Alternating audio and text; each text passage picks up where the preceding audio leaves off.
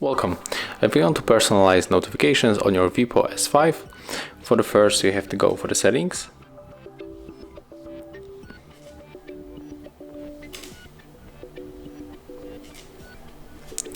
Right now let's go for the notifications, it's right here.